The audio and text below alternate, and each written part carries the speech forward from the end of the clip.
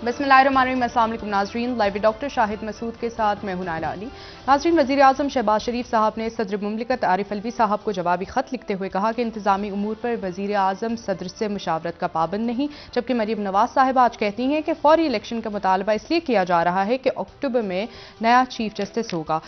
इसके अलावा साबिक़ वज़ीर आज़म इमरान खान साहब ने कल लाहौर में पावर शो का मुजाहरा करते हुए 10 नुकाती प्लान का ऐलान किया। इस समेत दिन भर जो मौज़ूआत रहे उन पर बात करेंगे। हमारे साथ स्टूडियो में मौजूद हैं डॉक्टर शाहिद मसूद। अस्सलाम वालेकुम डॉक्टर साहब। वालेकुम जी, आपको भी डॉक्टर साहब, मरीम नवाज साहिबा की जानिब से आज कहा गया कि फौरी इलेक्शन का मुतालबा जो इस वक्त पीटीआई कर रही है, इनका मकसद है कि अक्टूबर में जो नए चीफ जस्टिस ने आना है उसमें किसी तरह से वो जो है इन्फ्लुएंस करने की कोशिश करें। मैं इस हवाले से आपकी राय जानना चाहूँगी। देखिए, फैसला कुन मराइल है पाकिस्तान की जो सियासी इंतशार खुलफिशार, ये पूरा सिस्टम जो कोलैप्स हो रहा है और हमें होता हुआ नज़र भी आ रहा है जी। और किसी को समझ भी नहीं आ रहा कि क्या करना है, क्या होगा, क्या बस एक लाहासिल सी बहस है और हंगर गेम्स जो हैं वो जारी हैं। और लेकिन उसका एक हतमी मरहला अब राउंड शुरू हो गया है उसका, और उसमें दो तीन बातें। पहली बात तो ये कि इमरान खान साहब का जो जलसा है उसके हवाले से बहस ही होती रही कि कितना बड़ा है। जी। मतलब बहस ही होती रही कि कितना बड़ा है, ये बहस नहीं हुई कि कितना छोटा है। तो ये भी अपनी जगह एक सवाल है कि उसके बड़े होने पे बहस होती रही, कितना बड़ा है, कितने हजार हैं, इतने हजार नहीं है, इतने हजार हैं, इतने हजार नहीं है, इतने, मतलब बड़ा है, कितना बड़ा है, कितना बड़ा नहीं है, कितना, मतलब लफ्ज बड़ा ही इस्तेमाल होता रहा। और तो उसके ऊपर जो हुकूमत के लोग थे वो भी इतना बड़ा नहीं है, इतना बड़ा है। जो पीटीआई के लोग इतना बड़ा, यानी लफ्ज बड़ा उसमें जरूर था, जलसे में लफ्ज बड़ा जरूर था। छापे वापे, कंटेनर्स, ये वो सारे, वो हम कल भी बात कर चुके हैं। इमरान खान साहब ने उसमें तकरीर की कल सुबह 6 बजे। इमरान खान साहब यानी पीर के रोज़ जमान पार से रवाना होंगे और यहाँ पर इस्लामाबाद आएंगे और यहाँ पर वो मुख्तलिफ उनकी जो बेस वगैरह उन्होंने लेनी है उसमें वो सामने आएंगे, हासिल करेंगे। अब यहाँ जो इशू, दो तीन इशूज इसमें आ गए हैं। पहली बात तो यह है कि मरीम नवाज साहबा ने जो बात की, उन्होंने आज एक नया लफ्ज़ इस्तेमाल किया, नई इस्तिलाह हमारी सियासी तारीख में आई और वो आई जुडिशियल इस्टेब्लिशमेंट। ठीक है, मतलब इस्टेब्लिशमेंट का एक और, अब यानी हम इससे पहले तो इस्टेब्लिशमेंट जब बात होती थी तो वो फौज की तरफ गालिबन लोग ज़्यादा ध्यान जाता था। अब उन्होंने जुडिशियल इस्टेब्लिशमेंट का लफ्ज़ इस्तेमाल किया। मरीम नवाज साहब ने दो तीन बातें की। पहली बात तो उन्होंने कही कि यही बात जो आपने कही कि नए चीफ जस्टिस ने आना है। अक्टूबर 8 अक्टूबर की तारीख अनाउंस हुई है ना, 8 अक्टूबर की तारीख इलेक्शन कमीशन ने दी है। 8 अक्टूबर को ही पाकिस्तान में पहला मार्शल भी लगा था, अक्टूबर का महीना। 12 अक्टूबर को भी एक लगा था जी। और 16 अक्टूबर को लियाकत अली खान शहीद हुए थे, पाकिस्तान के पहले वजीर आजम। और 5 अक्टूबर को ज़लज़ला आया था। तो अक्टूबर का महीना बहरहाल बड़ा एक, उसके साथ कोई बहुत अच्छी यादें वाबस्ता नहीं है हमारी। तो अक्टूबर की तारीख दी है और कई लोग ये भी कह रहे हैं कि अक्टूबर में भी इलेक्शन शायद ना हो। फैसला सुप्रीम कोर्ट में चूंकि नंबर लग गया है समात का, तो इस हफ्ते समात होनी है और देखना यह है कि चीफ जस्टिस जो है वो बेंच कौन सा बना। सारी नज़रें जो हैं वो बेंच पे हैं। अच्छा, अब इसमें एक मतलब हम तो बहुत सारे तमाम जज साहिबान, तमाम अदालतें इंतहाई काबिल एहतराम है हमारे लिए, लेकिन देखना ही है कि बेंच कैसा बनता है। क्योंकि ये बात हुकूमत और यानी हुकूमत से मुराद ये कि मरीम नवाज साहिबा यानी PMLN और PTI दोनों की तरफ से ये बात हो रही है। PTI की तरफ से तो शायद कम हो रही है, हुकूमत की तरफ से ज़्यादा हो रही है कि ये वो बेंच है जो कि हम ख्याल बेंच है, और जिसका बाजवा साहब के एक इंटरव्यू में भी तस्करा आया। लेकिन बाद में बाजवा साहब ने उसको, बाजवा साहब ने तो नहीं, गालिबन तरफ से कहा गया, जो तलत हुसैन साहब इंतहाई मोतबर हमारे कोलीग हैं, उन्होंने ये इतला दी कि कहा गया कि बाजवा साहब मजीद गुफ्तगू ना फरमाएं। लेकिन मसला ये है कि इस पे जो शायद मुतिल्ला साहब हैं उनका वो काफ़ी बातें जो पहले अगली किस्तों में आनी थी वो बातें वो कर चुके हैं। बल्कि उनसे जब मेरी बात हुई तो वो ये भी पूछ रहे थे कि मुझे ये समझ नहीं आ रहा कि मैं इसको आगे किस्तों में लाऊं या ना लाऊं। मतलब अभी इसकी मजीद किस्तें, तो मैंने कहा 1-2 किस्तें आनी है, तो उन्होंने कहा नहीं, इसकी ज्यादा 2, 3, 4, 5 से ज्यादा किस्तें भी आ सकती हैं, तो वो भी शायद रुक जाएं। तो अब अगर बाजवा साहब गुफ्तगू नहीं कर रहे, और उनके बारे में ये दौलत हुसैन साहब की जो बात है कि उनको कहा गया है कि आप मजीद गुफ्तगू ना फरमाइए, तो सवाल यह है कि लेकिन वो जो गुफ्तगू कर चुके हैं, क्या उनको वो शाये करेंगे या नहीं करेंगे, या बात वो करेंगे या नहीं करेंगे? क्योंकि उस गुफ्तगू में अदालतों का जिक्र किया हुआ है। ठीक, जो गुफ्तगू सामने नहीं आई, उस गुफ्तगू में अदालतों के हवाले से बहुत कुछ है। सही, ठीक है, तो देखना यह कि क्या वो सारी गुफ्तगू रुक जाती है, या वो कहीं छपती है, या कोई सामने आती है या नहीं आती, तो अभी तक ये फैसला नहीं हो पा रहा। लेकिन बहरहाल अदालतों में इस हफ्ते ये मामला जा रहा है। अच्छा, अब इसमें हम ख्याल, एक नया लफ्ज आया है हमारे सामने कि हम ख्याल बेंच। तो सवाल ये है कि अगर एक हम ख्याल बेंच है, फर्ज करें कोई एक हम ख्याल बेंच है, जो मुस्लिम लीग नून की क़यादत का कहना है कि चीफ जस्टिस जो है वो हम ख्याल बेंच बनाते हैं। अच्छा, अगर वो एक हम ख्याल बेंच है और अगर एक दूसरा बेंच बनता है, तो वो भी तो फिर हम ख्याल होगा ना। मतलब हम ख्याल, एक हम ख्याल बमुकाबला दूसरा हम ख्याल, या इस तरह से कोई है। हमें तो देखना है कि क्या होता है। सबसे अच्छा तो ये होता है कि ये लार्जर बेंच या फुल कोर्ट बन जाए, ताकि एक मसला ही खत्म हो, जो कि पहले ही अक्सर जो माहिरीन आइन और कानून जो हैं वही कह रहे थे कि ये बात जो है वो इस तरह से। अच्छा, फिर उसके बाद अभी तक डिसाइड नहीं हुआ कि जो अटॉर्नी जनरल है वो कौन है। अटॉर्नी जनरल एक जो है उनका इस्तीफा उन्होंने दे दिया, अब वो इस्तीफा मंजूर भी शायद अभी तक नहीं हुआ, और वो जो है वो नए अटॉर्नी जनरल जो है वो कब आएंगे और किस तरह से अदालत के अंदर मामला होगा। अगर फर्ज करें अदालत ने उसमें नंबर वगैरह तो लग गया कि इसी हफ्ते उसकी समाअत होगी, लेकिन बेंच कौन सा होगा, किस तारीख को होगा, अटॉर्नी जनरल कौन से होंगे, किस तारीख को अनाउंसमेंट होगी, क्या होगा, तो वो सारा अपनी जगह रुका हुआ है। ये जो बाजवा साहब के इंटरव्यू के हवाले से बात आई है, इसमें ये बात बड़ी इंटरेस्टिंग है कि बाजवा साहब आगे बात ना करें, ये बात की गई है तलत हुसैन साहब के मुताबिक। तो तलत हुसैन साहब के जो खबर है उस पर तो मैं कोई किसी किस्म का उस पर कोई दो आरा नहीं हो सकती।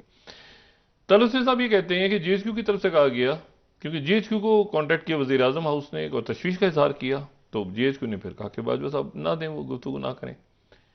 लेकिन मसला ये है कि वज़ीर आज़म हाउस ने इसकी तरदीद क्यों नहीं की? उसमें कुछ ऐसी बातें हैं जो शहबाज शरीफ साहब से मुतालिक है, तो शहबाज शरीफ साहब को आगे खुल के कहना चाहिए था कि ये बाजवा साहब ने क्या बात की है।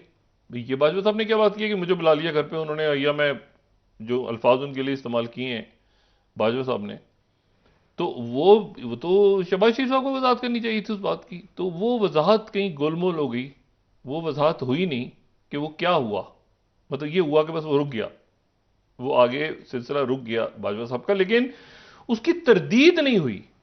असल तो बात यह थी कि उसकी जो तरदीद है वो होनी चाहिए थी वज़ीर आज़म हाउस की तरफ से, वज़ीर आज़म हाउस की तरफ से तरदीद होनी चाहिए थी।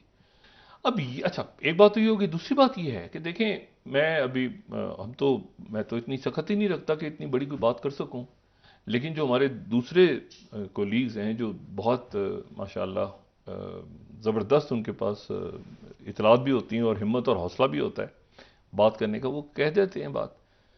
तो मैं एक बात ये सुन रहा था कि इमरान खान साहब से इसलिए शायद जो मौजूदा इस्टेब्लिशमेंट या आर्मी चीफ हैं या उनके हवाले से बात हुई बाकायदा खान साहब ने, हाँ, कि वो उनको उनकी राह में रुकावट थे, मतलब जब अपॉइंटमेंट हो रही थी। ये कोई मुझे जरा बताए कि शहबाज शरीफ साहब क्या बाजवा साहब को एक्सटेंशन नहीं दे रहे थे? क्या पीपल्स पार्टी बाजवा साहब को रखना चाह रही थी और उनकी जगह किसको लाना चाह रही थी? ये तमाम पार्टियां जब आई हैं अक्टूबर में, जब ये हुआ है, मार्च में ये जो हुकूमत तब्दील हुई है, जिसको आप अदम एतमाद कहते हैं, रिजीम चेंज, जो भी नामों में क्या रखा है, फूल को किसी भी नाम से गुलाब को पुकारें वो गुलाब ही रहेगा। तो ये जो भी स्यापा पड़ा था, तो वो बाजवा साहब ने क्या इसलिए किया था इमरान खान को हटा के, तो इनको लाके तो ये बात नहीं हुई थी इनकी एक्सटेंशन देंगे। ये तो अचानक कोई मौजा हुआ है, क्या हुआ है दरमियान में कि इतने सारे नाम आए जो बदकिस्मती है पाकिस्तान के साथ में, और मैं उम्मीद करता हूं और यकीन करता हूं इस बात का कि आइंदा ऐसा कभी भी नहीं होगा कि इस तरह से यूं बह छिड़े जो नवंबर में या अक्टूबर में छिड़ी हुई थी इस मुल्क में। लेकिन आप ये देखें ना कि बाकी शख्सियत भी तो बाजवा साहब को ही तो चाह रहे थे सारे, या कुछ फैज साहब को चाह रहे थे या बाजवा साहब को चाह रहे थे। ये तो बगैर किसी, जब हो गया मसला तो दरमियान में मेरिट के ऊपर एक हुआ कि जी नहीं, ये फैसला हो गया कि मेरिट पे होगा।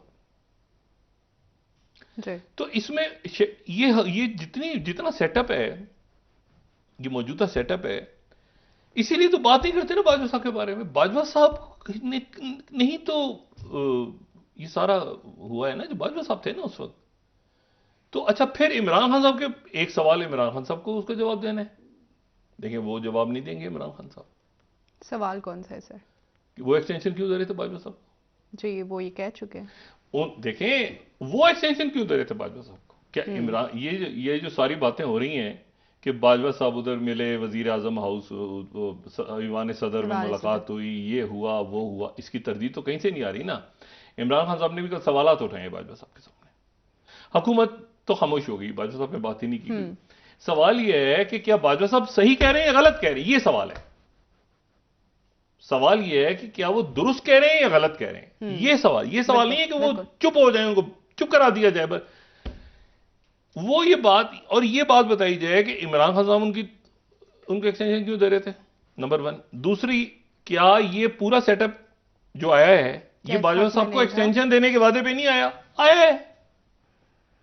तो इसीलिए जो नई स्टैब्लिशमेंट या जो नए आर्मी चीफ हैं, वो अभी उनका मुझे नहीं पता, ये डॉक्ट्रिन तो पता नहीं क्या चीजें। तो बाजवा साहब की भी एक डॉक्ट्रिन थी, वो अल्लाह ताला माफ करे। उनकी डॉक्ट्रिन का जो था तो वो ये था कि मुल्क की मईशत ठीक होनी चाहिए, और मुल्क के अंदर जो है वो मतलब है कि सिक्योरिटी और मईशत, और लेकिन जब वो गए हैं तो क्या मुल्क का हाल हुआ वो तो अलग ही बात है। मेरा सिर्फ तो नए आर्मी चीफ का उस पर है नहीं कोई ताल्लुक, उस पुराने, वो पूरा बाजवा साहब का ही, जो मैं बार बार कहता हूं ना, ये बाजवा साहब और फैज साहब के दरमियान में पंगा चल रहा है कहीं बीच में। अच्छा, अब इसमें जो है तो ये कहां से तय हो गया कि ये जो फाइज ईसा साहब हैं, फाइज ईसा साहब जो आ रहे हैं, ये तो बड़ी जबरदस्त शख्सियत है, और ये इमरान खान साहब ने गलती को तस्लीम किया है। और ये बड़े जबरदस्त, बड़े दबंग आदमी हैं ये शख्सियत है इनकी। जो इनके बारे में जब ये रेफरेंस आ रहा था तो हम तो चीख के मर गए कि क्या कर रहे हो यार, एक बहुत ही अच्छे जज हैं, बहुत अच्छे इनकी शख्सियत है। अब इनके पीछे किसने लगाया था, मसला इमरान खान का तो था नहीं, मसला किसी और का था, यकीनन फैज साहब का ही होगा। जो हम तसव्वुर कर सकते हैं कि उनका ही होगा मसला। इमरान खान साहब ने उनको किया होता कि बाद में मांगा एहसास हुआ, उन्होंने कहा मेरा तो मसला ही नहीं था, ये मेरा फैसला नहीं था, ये मेरा फैसला नहीं था, रेफरेंस वाला।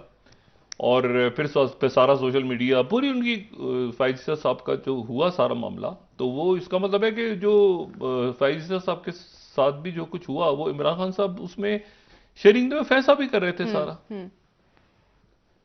ठीक है ना। तो इमरान खान साहब ने तो इन चीजें, बहुत सारी चीजें अपने हाथ में रखी नहीं ना। इमरान खान साहब अगर अपने हाथ में रखते बहुत सारे मामला, तो देखें अब ये यानी कोई उनको जाके कहता है बार बार कि ये जो मौजूदा अस्करी क़यादत आपके खिलाफ है सर, वो बात अच्छा वो कहते हैं नहीं, फिर वो उनको बताया जाता है। ये आज अंसाराबाद साहब की स्टोरी है, सद कैसर साहब ने, और बाकी यहाँ पे बहुत से लोग हैं, मैं नाम नहीं लेना चाह रहा, वो कहते हैं कि मामला हल हो जाता है, फिर भी जाके कहता है कि कोई लड़ाई करवाता है बीच में खान साहब की, और खान साहब फिर उधर से फिर उधर।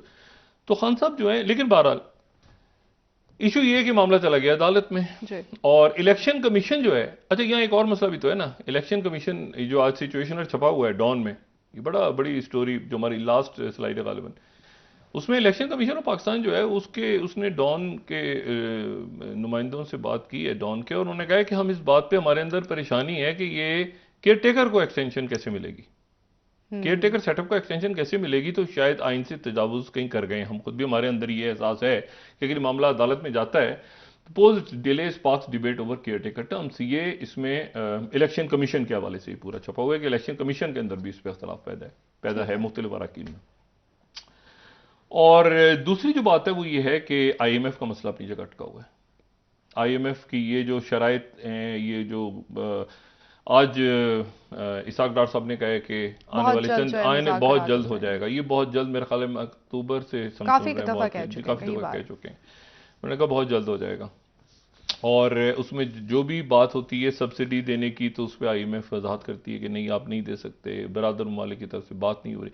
ये जो भी कुछ है ना, बहरहाल ये इस हफ्ते डिसाइड अदालतों में हो जाने हैं, ये अदालतें इसको डिसाइड करेंगी। और मेरा अपना ख्याल है कि ये जो हम ख्याल बेंच और दूसरा बेंच और तीसरा बेंच, फैसला तो चीफ जस्टिस साहब ने करना है, लेकिन अच्छा हो कि ये फुल कोर्ट बन जाए, फुल कोर्ट बन जाए, ताकि ये इशू ही खत्म हो, उभाम ना रहे, वरना ये तनाज़े और बढ़ेगा। और तनाज़े अगर बेंचों पे ये अच्छा भी नहीं लगता। देखें जज साहिबान को खुद, ये अदालतों को, ये पहले भी जब ये रेफरेंसेस आ रहे थे और ये बातें, तो मैं तो बड़ा परेशान होता था कि ये क्या तासुर जा रहा है हमारी अदालतें जो है। लेकिन ये कि ये अब उस पर सारा डिपेंड करता है कि, लेकिन ये कि मरीम नवाज साहिबा ने आज ये जुडिशियल एस्टेब्लिशमेंट के हवाले से बात की। सर बिल्कुल, ये जुडिशियल एस्टेब्लिशमेंट एक नया अदालती एस्टेब्लिशमेंट, अब अदालती एस्टेब्लिशमेंट तो एक है ना, ये वो भी बहुत सारे हैं। क्या है मतलब वो, अब मैं इसके ऊपर जरा हम देखते हैं कि इसको सोचते हैं कि क्या अदालती एस्टेब्लिशमेंट जो है वो, क्या सारी अदालतें, सारे जज साहिबान एक हैं?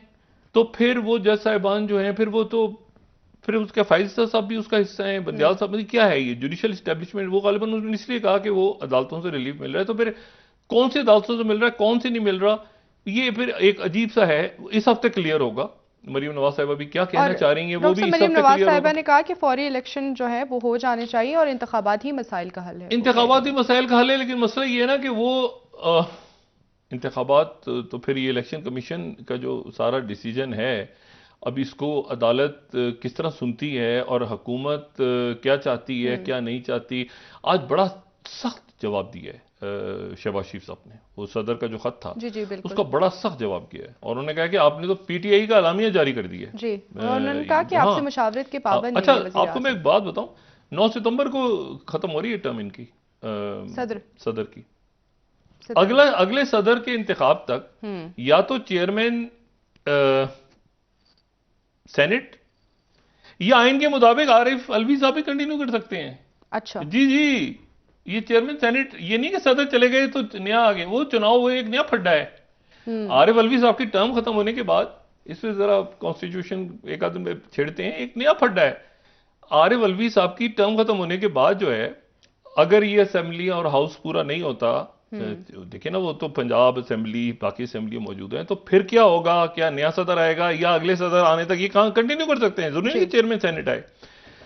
तो वो भी एक इशू छिड़ने वाला है, आईनी और कानूनी। लेकिन जो भी कुछ है, बहरहाल ये मुल्क के अंदर अफरा तफरी, इंतशार, ये सारा जो है, और फिर मैं वही बात कर रहा हूं, वो आटे की लाइनों में लोग मर रहे हैं, महंगाई का कोई पूछने वाला नहीं है, और मतलब अवामी मसाइल नहीं, वो तो एक साइड पे चला गया ना, वो तो बिल्कुल अब साइड पे चला गया। किसी के पास कोई वो नहीं है, कोई प्लान नहीं है सिक्योरिटी के हवाले से, कैसे आपने जाना है, ये फॉरेन पॉलिसी कैसे, जो मल्टीपोलर वर्ल्ड जिसको कहा है शी जिनपिंग और पुतिन ने, और अमेरिका भी अब ये वर्ड यूज कर रहा है, उसको कैसे आपने वहां पे कैसे एडजस्टमेंट करनी है, टेररिज्म, ये वो सारा। ये बस आखिरी मराहिल हैं इस फड्डे के ना। ये इंतशार कहीं खत्म होगा, इसके नतीजे में अदालतों को फैसला रियासती अदारों को फिर असर्ट करवाना चाहिए कि ऐसे हो बिल्कुल, और एक सुकून के साथ मुल्क आगे बढ़े। और मेरे ख्याल से इंशाल्लाह हो जाएगा। मैं तो बड़ा कॉन्फिडेंट हूं, लेकिन उससे पहले ये सारा होना जरूरी था। देखिए अदालतें भी ज़ेर बहस आ गई। इसमें यह भी हुआ कि अस्करी शख्सियात जो है उनका भी, मतलब ये चीज़ें खुली बहुत सारी लोगों के सामने, सरगोशियों में तो होती थी लेकिन खुल के डिस्कस हो रही हैं। तो अच्छा है ये, मतलब मुल्क के लिए अच्छा है, शऊर बढ़ रहा है लोगों का, लोग समझ रहे हैं चीज़ों को, लोग तफरीक करेंगे और आगे आने वाले दिनों में एक अच्छा बेहतर पाकिस्तान हम निकलेंगे। ये पावर हंगर गेम से इसको बना दो तो इसको उधर से वो आ गया, तो इधर से वो आ गया, वो मतलब है कि वो यूथ है और वो आगे निकलेगी, और हमारी यूथ भी, और उससे जो जनरेशन जी और मिलेनियल्स और बाकी। अच्छा एनीवे, अब मैं ये सारी बात कर रहा हूँ, मैं इसमें अगर थोड़ा सा वक्त है तो मैं एक और इशू को छेड़ना चाहूँगा। अगर तो थोड़ा सा ये इशू जो है, इशू को मैं छेड़ना नहीं चाह रहा था, क्योंकि ये है तो अंदरूनी इशू हमारे पड़ोस का, लेकिन अभी एक बैनुल अक़वामी इशू बन गया, और मैं इसको बड़ा इसको परेशान तो नहीं, यानी बड़ा इसको गौर से देख रहा हूँ कि एक्चुअली हो क्या रहा है, इसको समझने की कोशिश कर रहा हूँ। और वो ये है कि ये पड़ोस में हमारे इंडिया जो है, बेशुमार मसाइल, हमारे भी मसाइल हैं, उनके भी मसाइल हैं, लेकिन कुछ मसाइल ऐसे हैं जो बड़े उनके इंटरनेशनल लेवल पे खराब हुए हुए हैं। और उसमें एक जो उनका इशू है, वो इशू जो है वो उनका, वो अमृतपाल अमृतपाल जो हैं ये वहां पर एक सिख रहनुमा जो कि खालिस्तान की मूवमेंट को चला रहे हैं, और खालिस्तान की मूवमेंट को चला रहे हैं, और ये जो हैं इस वक्त इनके लिए तमाम भारत की फौज और पहला मिलिट्री ट्रूप्स और खुदा जाने कहां कहां से दुनिया भर से जो उनके जासूस अदारे और ये और वो सारे, वो अमृतपाल को ढूंढ रहे हैं। अमृतपाल जो है 30 साल के हैं, और ये जो हैं ये भारत में ही रहते हैं, मतलब भारत में ही मौजूद हैं कहीं। और ये जो हैं इन्होंने ये अचानक इन्होंने आके इन्होंने याद दिला दी है सबको जो जर्नैल सिंह भंडरवाला थे। इनको जर्नैल सिंह भंडरवाला 2 कहा जा रहा है, भारत का मीडिया कह रहा है। ठीक है, भारत का मीडिया कह रहा है। अब जर्नैल सिंह भंडरवाला ये जो हैं, ये जर्नैल सिंह, मैं इस पे चूंकि डेवलपिंग है स्टोरी तो वक्त में तो थोड़ा सा इसको याद करा दूं कि ये सिख हमारी जो बरादरी है दुनिया भर में और बड़े ज़बरदस्त एक कौम है। तो वो जो हैं वो खालिस्तान की एक मूवमेंट उनकी चल रही है, ठीक है। और खालिस्तान जो है, खालिस्तान की मूवमेंट जो है ये चल रही है उनकी, आप कह लें कई दिहाइयों से या कई 100 साल से, आप समझ लें। वो चाहते हैं कि एक खालिस्तान, एक इंडिपेंडेंट स्टेट उनकी हो। और वो जो हैं वो मतलब सिख जो हमारी बरादरी है उसमें खालिस्तान जो खालिसा हैं, वो जो उनके 10वें गुरु थे गुरु गोबिंद सिंह, उनके दौर से ये खालिसा स्टार्ट हुआ। यानी खालिसा से मुराद वो सिख, वो आप सिख है ना, आपका है ना, जो ये जो 5 जिनके हम जो जिसमें वो उनके पास कृपान होती है, वो अपने बाल नहीं काटते, दाढ़ी बढ़ाते हैं, और केश यानी जिसको कहते हैं वो नहीं, बाल नहीं काटते, दाढ़ी बढ़ाते हैं, फिर कंघा रखते हैं अपने पास। और फिर उसके बाद जो है वो केछा, जो एक आप समझ लें कि वो जो पहलवान वगैरह पहनते हैं कश्ती करते हुए, या वो उनका लिबास भी ऐसा होता है, और कड़ा हाथ में होता है।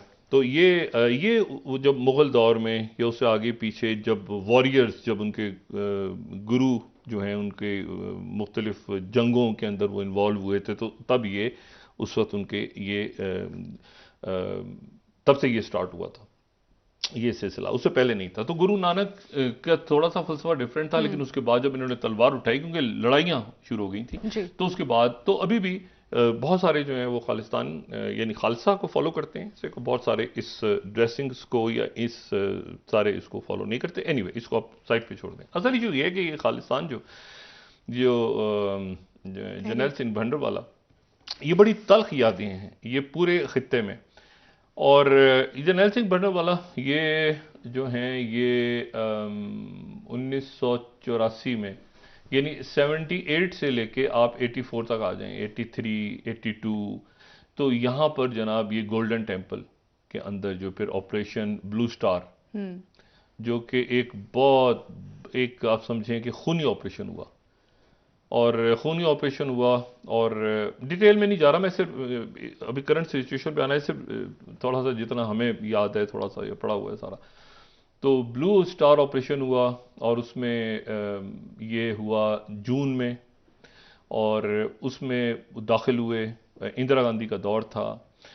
ये जो जर्नैल सिंह भंडरवाला, ये इनको घेर लिया गया। उससे पहले एक और प्लान बना के इनको वहाँ से निकाला जाए, निकाल के, और ये लड़ रहे थे, लड़ते लड़ते लड़ते लड़ते ये जो है अब पूरे पंजाब के अंदर उस वक्त जो है वो कर्फ्यू लगाया गया, और बहुत से लोग जानों से गए। ये भी खूब डट के लड़े, और इन्होंने भी बहुत सी भारतीय सिक्योरिटी फोर्सेस को और पुलिस के लोगों को मारा। इनके बहुत सारे लोग मारे गए। गोल्डन टेम्पल जो है उसको, जो कि मुकद्दस तरीन जगहों में से है सिख, उसको बहुत नुकसान पहुंचा। जून में ये वाकया हुआ, और वो खालिस्तान की एक तहरीक जो है वो उस वक्त चली, और वो और उसके बाद ये हुआ कि उसका फॉल आउट फौरी ये हुआ कि वो ये तो जो कायदीन थे इनको फौज ने वहाँ पे मार दिया, लेकिन उसके बाद ये हुआ कि जून में ऑपरेशन हुआ, लेकिन उसके बाद फौरी बाद 2-3 महीने बाद ही 1984 में फिर इंदिरा गांधी को उनके बॉडीगार्ड्स ने कत्ल कर दिया। तो ये फॉल आउट, तो ये एक मामला चलता रहा जी।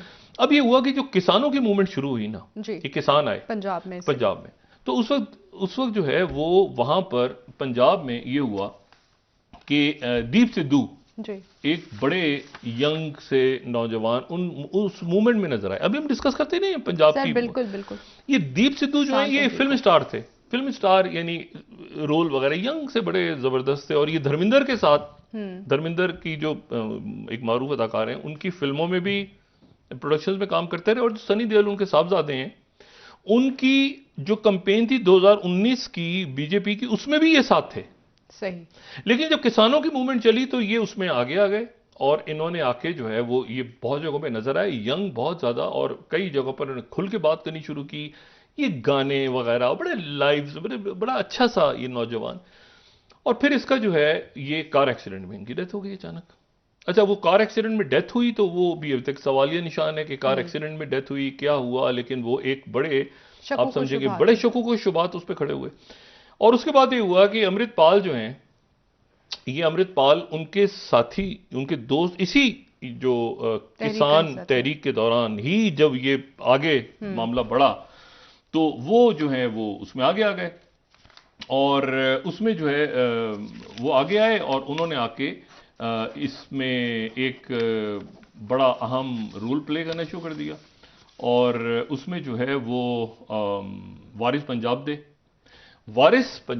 यानी पंजाब के वारिस पंजाब दे के नाम से एक ऑर्गेनाइजेशन दीप सिद्धू बना चुके थे, उसकी इन्होंने पिछले साल वापस आए। ये सोशल मीडिया पे बहुत एक्टिव, यहां तक तो हो गई कहानी वो एक्टिव। लेकिन इशू यहां पर जो हमारे लिए कंसर्निंग इशू है वो ये है कि इंडिया वेस्ट में है ना, मतलब इसको पाकिस्तान से, इस पूरे किस्से का कोई पाकिस्तान से ताल्लुक नहीं, वो थोपे करें जो भी हमारे अपने रोलर पे बढ़े हैं इस वक्त। इशू ये है कि मैं बार बार ये बात डिस्कस करता हूं कि इनके खिलाफ जो मुजाहिरे हो रहे हैं, यानी सबसे ज्यादा जो अगर कहीं इस वक्त खालिस्तान के परचम लग रहे हैं या खालिस्तान की मूवमेंट चल रही है, तो उन मुल्कों में चल रही है जो कि बज़ाहिर जिनको भारत अपना इत्तेहादी कहता है। जब मैं इस पे 3 साल से मैं इसको समझने की कोशिश कर रहा हूं कि अमेरिका में मुजाहिरे हो रहे हैं, यानी सैन फ्रांसिस्को में उन्होंने उतार के झंडा वहां पे जनाब भारत का तिरंगा उतारा, वो खालिस्तान के लहरा दिया। अमेरिका जो है वो तो भारत का इत्तेहादी है। अच्छा, दूसरा कौन सा मुल्क? ऑस्ट्रेलिया। यानी ऑस्ट्रेलिया तो ये क्या है जो ये क्वाड वो क्वाड के मेंबर। अच्छा, तीसरा मुल्क कौन सा? कनाडा।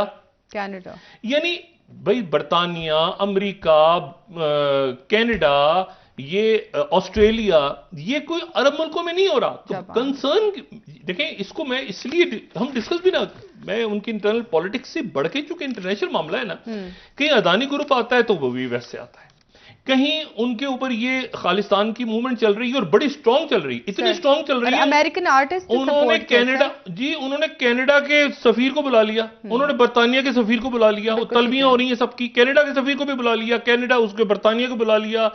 कभी बीबीसी आ जाता है, वो कहते हैं जी कॉलोनियल सिस्टम है, ये कॉलोनियल, हम उसके ये एक बड़ी एक इंटरेस्टिंग इवेंट्स हो रहे हैं कि भारत जो है वो ये सारी जो स्टोरीज आती है ना, अदानी ग्रुप वो जाकर धड़म नीचे, बीबीसी से वो मोदी सरकार की फिल्में चल रही हैं, खालिस्तान के जो रेफरेंडम्स हो रहे हैं, मूवमेंट चल रही है, वो पाकिस्तान या किसी जो आप समझेंगे जिनको भारतीय अपना दुश्मन मुल्क कहता है, वहां नहीं हो रहा। जहां जिन मुल्कों की मुकम्मल हमायत हासिल है वहां पर और आज वहां की पार्लियामेंट के बाहर हुआ बर्तानिया में। डॉक्टर ब्रेक पहले उन्होंने हाई कमीशन पे किया, आज पार्लियामेंट के सामने पड़ा।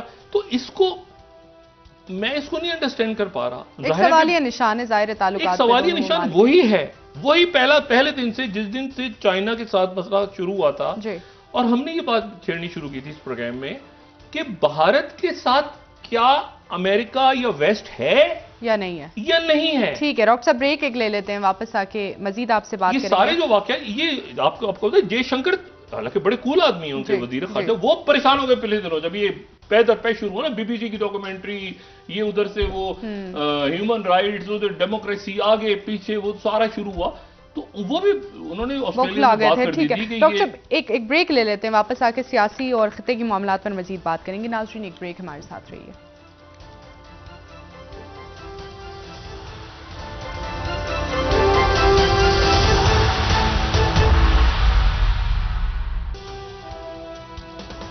वेलकम बैक नाज़रीन। जी डॉक्टर साहब, खिते के हालात पर जाने से पहले आज राना सनाउल्लाह साहब ने एक काफ़ी सख्त बात की है। कहते हैं कि इमरान खान साहब रहेगा या हमारे वजूद की नफ़ी होगी तो हर हद तक जाएंगे।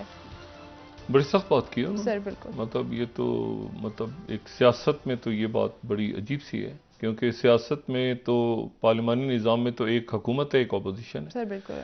अब ये कि ये रहेंगे हम रहेंगे, तो ये तो बात बहुत सख्त हो गई अगर उन्होंने जुमला इस्तेमाल किया राना सनाउल्लाह साहब ने। लेकिन शहबाज शरीफ साहब इससे इत्तेफाक नहीं करते हैं। शहबाज शरीफ साहब जो हैं वो इमरान खान साहब के लिए नरम रवैया रखते हैं, और ये भी ध्यान में रहे कि 2011 में उसकी सपोर्ट किसकी थी, किसकी नहीं थी, क्या था, इमरान खान साहब को क्या नहीं था। लेकिन शहबाज शरीफ साहब ने, बहरहाल नवाज शरीफ साहब और शहबाज शरीफ साहब ने इमरान खान साहब का 2011 का जलसा, तो लाहौर में वही चीफ मिनिस्टर तो वही थे ना, तो सारे इंतजाम वगैरह जो थे वो तो फिर शहबाज शरीफ साहब नहीं देखे होंगे ना उस वक्त। उसमें मोहसिन नकवी साहब तो नहीं थे, उसमें शहबाज शरीफ साहब थे ना 2011 के जलसे में। तो शहबाज शरीफ साहब ने ही वो सारा जलसा देखा होगा, उसकी पूरी सारा मॉनिटरिंग की होगी, सब कुछ देखा होगा। तो शहबाज शरीफ साहब एक नरम गोशा रखते हैं इमरान खान साहब के लिए, जाहिर है। लेकिन एक पार्टी की पॉलिसी है, वो सबके लिए वैसे नरम गोशा रखते हैं। शहबाज शरीफ साहब एक मफाहमती सियासत, मतलब मतलब सॉफ्ट है, सॉफ्ट आदमी, सॉफ्ट शख्सियत है, तो वो मतलब हॉक्स में से नहीं है। अब इशू ये है सारा कि, लेकिन ये मामला बड़ा ख़राब हो गया है कि सदर और वज़ीर आज़म के दरमियान झगड़ा, और अदालतों के अंदर जो है वो तकसीम की बात है, अदालती इस्टेब्लिशमेंट का जिक्र, और बाकी ये कि सितंबर में क्या होगा तो उसके असरात अक्टूबर में क्या होंगे। तो सितंबर में ऐसा कुछ नहीं होगा जिसके असरात अक्टूबर में हो, तो उससे पहले पहले बहुत कुछ हो जाना है। ये मुल्क इस तरह चल सकता है जिस तरह चल रहा है, जिससे तमाशा बना हुआ है ना एक। तो यहाँ तो लंबे लंबे प्लानिंग करके बैठे हुए हैं लोग। 20 साल तक मुशर्रफ साहब को जितवाना था, और एक टर्म और पूरी लेनी थी बाजवा साहब ने, और उसके बाद शायद फैज साहब को लाना था, या पता नहीं खुदा जाने क्या करना था। तो ये तो सारे प्लान धरे के धरे रह जाते हैं ना। असल तो ये चीज़ है कि ये तो तसव्वुर भी नहीं था, ये मंजरनामा किसी का तसव्वुर नहीं था, ये बनेगा तसव्वुर। ये सबकी कैलकुलेशन खराब हो गई हैं। जो चेंजेस आए हैं नवंबर में, उसके बाद सबकी कैलकुलेशंस जबरदस्त हो, किसी को समझ नहीं आ रहा कि क्या हुआ है, ये कैसे हो सकता है यार, ये अच्छा, ये तो ये सब ऊपर नीचे हो गया सारा सेटअप। तो इसलिए मैं कह रहा हूँ ना, ये सिस्टम ये लड़खड़ाता लड़ाता कि खुद ही जमीन बोस हो जाएगा। ये नहीं, ये चल नहीं पा रहा सिस्टम।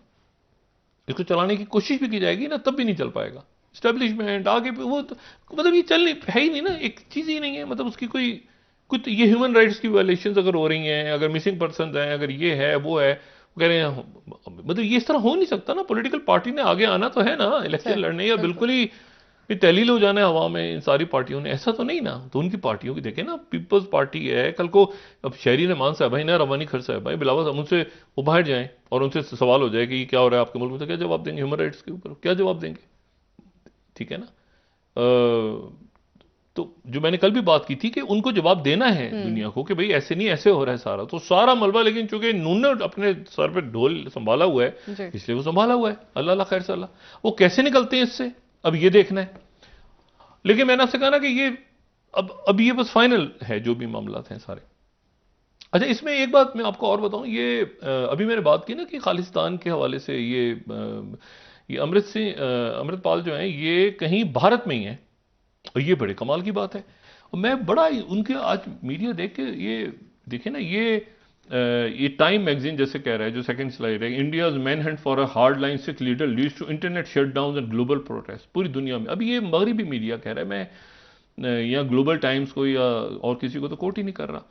फिर उसके बाद जो है वो दूसरी बात जो है वो ये कि वाशिंगटन पोस्ट, ये जो 5th स्लाइड है, Indian officials cut internet for 27 million people mid search for fugitive.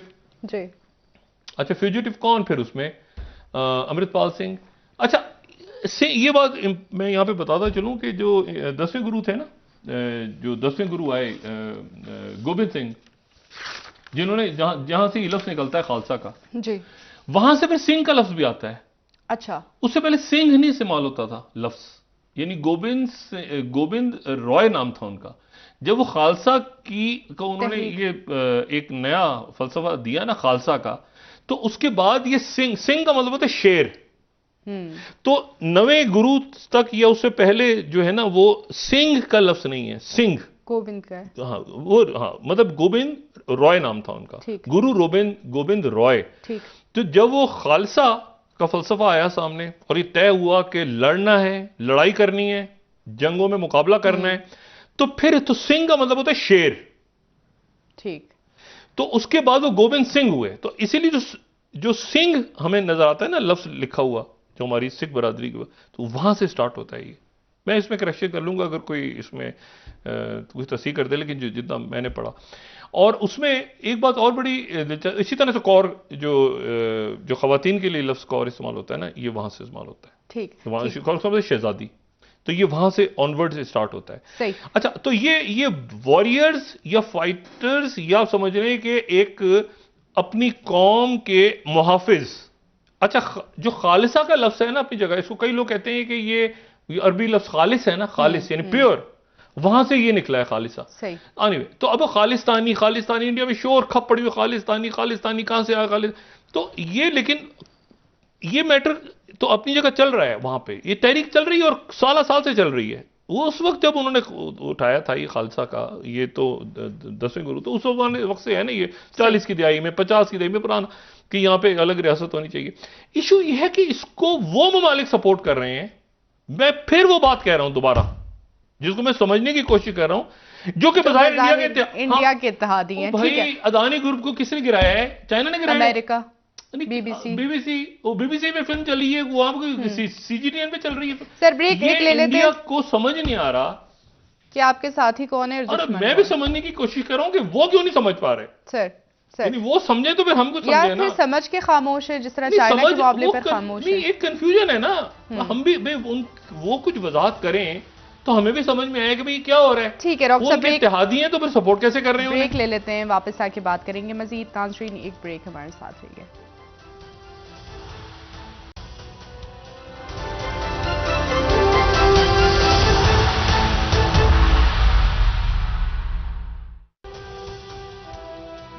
Welcome back नाज़रीन। जी डॉक्टर साहब, खित्ते की हालात पर बात कर रहे थे, भारत पर आपने बात की, प्लीज कंटिन्यू कीजिए। अच्छा, मैं एक तो ये बात, इसको देखते हैं कि ये कहाँ तक जाता है मामला और कैसे इसको इंडिया, ये जो पे दर पे उनके ऊपर अटैक्स हो रहे हैं, उनके इत्तेहादियों की तरफ से हो रहे हैं, मतलब उनके इत्तेहादियों की तरफ से हो रहे हैं, ये इसको वो कैसे उसको काउंटर करते हैं और क्या एनालिसिस क्या है उनका, उनके तज्जियाकारों का, ये आने वाले दिनों में इसको देखेंगे। दूसरी बात ये कि आज एक और बड़ा अहम वाकया हुआ है, और वो ये हुआ है कि बज़ाहिर तो बहुत बड़ी खबर नहीं है, हंदुरस एक मुल्क है और वो सेंट्रल अमेरिका में है। यानी अगर उसको नक्शे पे आप देखें तो वो ग्वाटेमाला, और एक तरफ से ग्वाटेमाला है, एक तरफ उसके जो है वो मतलब ये उन ममालिक में से एक मुल्क है जिन मुल्कों को, निकारागुआ एक तरफ है, यहाँ ये देखें ना, ये ऊपर हंदुरस है तो नीचे निकारागुआ है, एल सल्वाडोर है, ग्वाटेमाला है। तो ये अब ये हंदुरस जो है, जो ब्लू कलर का नजर आ रहा है इसमें, हंदुरस उन दुनिया के 14 मुल्कों में से एक था जो कि ताइवान को मानते थे, और हंदुरस ने आज जो है वो ताइवान से अपने ताल्लुकात छोड़ के चाइना के साथ इस्टेब्लिश कर लिए, यानी अब रह गए 13, बाकी रह गए 13 जी। अब 13 मुल्कों में ये एक तो ये मुल्क है ऊपर जो हंदुरस के बिल्कुल ऊपर है, ग्वाटेमाला के साथ जो है ना, मैं इसको ये बेलिज, ये एक छोटा सा मुल्क ये है। फिर उसके बाद मेरे ख्याल से ग्वाटेमाला भी शायद मानता है ताइवान को, और ये कल तक ये 14 मुल्क थे, तो आज जो है ये 14 से रह गए हैं 13, और 13 मुल्क रह गए। और अब वो जो ताइवान की, अब ये वेटिकन सिटी भी उनमें से एक है, बाकी मार्शल आइलैंड्स है, नेहरू है, ये पलाओ है, ये अफ्रीका के अंदर जो है ये इस्वाती है, ये मुल्क हैं, मतलब ये सेंट विंसेंट है, मतलब ये मुल्क हैं सारे। तो ताइवान की जो सदर हैं, ये खातून, उनके आने के बाद से 9 मुल्क निकल गए हैं उनके हाथ से, 9 मुल्क निकल गए हैं ठीक। जो ताइवान को मानते थे। तो चाइना ये सेंट्रल अमेरिका और लैटिन अमेरिका वहां पर उसका आहिस्ता आहिस्ता यानी बहुत इन्फ्लुएंस बढ़ता जाना और ताइवान को छोड़ के उनका चाइना की तरफ जाना, ये मेरे ख्याल से काफी कंसर्निंग बात है। एक तो मिडिल ईस्ट के अंदर, फिर यूरोप के अंदर, लेकिन बेलारूस में चूंकि न्यूक्लियर, आज ये खबर आ रही है कि न्यूक्लियर वेपन्स शायद बेलारूस में शायद जो रशिया है वो अपने न्यूक्लियर वेपन्स को भी नस्ब कर दिया, खबर दे रहा है मगरबी मीडिया। तो वो अब ये जो पीस डील है प्रीमियर शी जिनपिंग की, ये कितनी इफेक्टिव होती है। मैक्रोन जा रहे हैं, ठीक है, चाइना, मैक्रोन जी, स्पेनिश प्राइम मिनिस्टर चाइना का विजिट हो रहा है। बात करेंगे इंशाल्लाह आने वाले दिनों में। ये इवेंट्स हो रहे हैं ना, फिर वो सारा कर करा के वापस आके फिर ये इधर से इधर क्या बनेगा। बहुत शुक्रिया डॉक्टर साहब, प्रोग्राम का वक्त खत्म हो रहा है पूरा। नाज़रीन, कल इंशाल्लाह दोबारा आपसे मुलाकात होगी। मुझे नाला अली को इजाजत दीजिए। अल्लाह हाफिज़ जी डॉक्टर। अपना दोस्तों, रिश्तेदारों, गिरदोनवा के लोगों का सब ख्याल रखिएगा। अल्लाह हाफिज़।